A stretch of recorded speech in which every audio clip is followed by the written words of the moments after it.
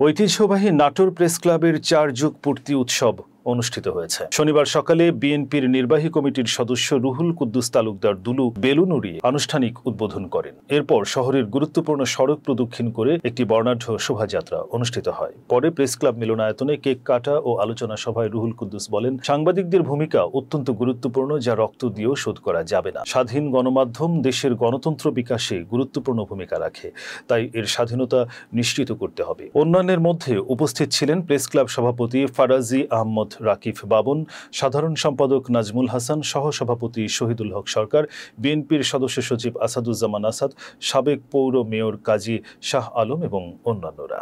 আল্লাহর কাছে কৃতজ্ঞ আমার সাংবাদিক যারা এখানে আছেন।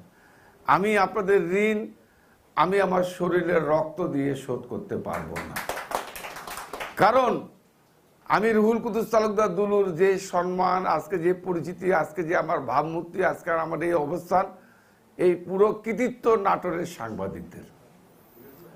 এই নাটোরের সাংবাদিকরা আমাকে যেভাবে আমার নিউজ, আমার বক্তব্য, আমাকে যেভাবে সারা পৃথিবীর মানচিত্রে, বাংলাদেশের মানচিত্রে, বাংলাদেশের বিভিন্ন মিডিয়ায় যেভাবে আপনারা উপস্থাপন করেছেন, আমি মনে করি আজকে রুহুল কুদ্দুস তালুকদার দুলুর নির্মাণ বা সৃষ্টির পুরো কৃতিত্ব আমার নাটোরের সাংবাদিক ভাই বোনদের।